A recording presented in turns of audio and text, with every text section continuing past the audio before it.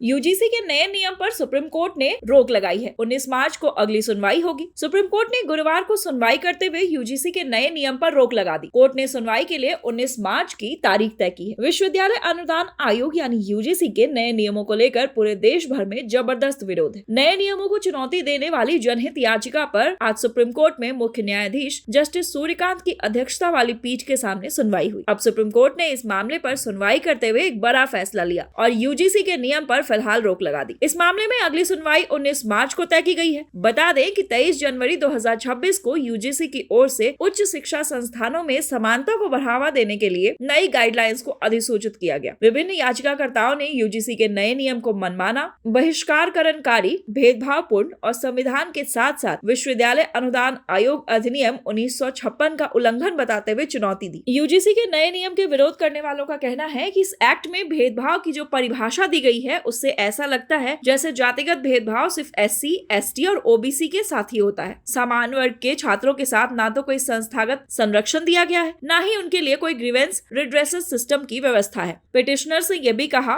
कि वैसे तो इस एक्ट को समानता बढ़ाने के लिए लाया गया है, लेकिन ये खुद भेदभाव बढ़ाने वाला है। इसमें जनरल कास्ट यानी सवर्णों को नेचुरल ऑफेंडर माना गया है, इसलिए इसकी समीक्षा होनी चाहिए और जब तक सुप्रीम कोर्ट इस पर फैसला नहीं करता तब तक नए एक्ट के इम्प्लीमेंटेशन पर रोक लगनी चाहिए। सुनवाई के दौरान वकील विष्णु शंकर जैन ने कहा कि मैं जाति आधारित भेदभाव की इस परिभाषा पर रोक लगाने की मांग कर रहा हूँ। कानून ये नहीं मान सकता कि भेदभाव केवल एक विशेष वर्ग के खिलाफ होगा। यह नहीं माना जा सकता कि भेदभाव केवल एक वर्ग के खिलाफ है। जिस पर सीजेआई सूर्यकांत ने कहा, मान लीजिए दक्षिण भारत का एक छात्र उत्तर भारत में एडमिशन लेता है या उत्तर का छात्र दक्षिण भारत में। किसी प्रकार की व्यंग्यात्मक टिप्पणी जो उनके विरुद्ध अपमानजनक हो तथा दोनों पक्षों को उनकी जाति ज्ञात न हो, कौन सा प्रावधान इसे कवर करता है? इस पर वकील जैन ने कहा, धारा 3E में ये सब शामिल है। इस नई परिभाषा में रैगिंग शब्द का उल्लेख नहीं है। विश्वविद्यालयों को जाति में बांटा जा रहा है। आज हम कोई आदेश पारित नहीं करना चाहते, लेकिन कोर्ट को विश्वास में लिया जाना चाहिए। हमारे पूरे समाज का विकास होना चाहिए। सीजेआई ने एसजी तुषार मेहता से इस पर गौर करने के लिए कुछ प्रतिष्ठित व्यक्तियों की एक समिति के बारे में सोचने को कहा ताकि समाज बिना किसी भेदभाव के एक साथ आगे बढ़ सके।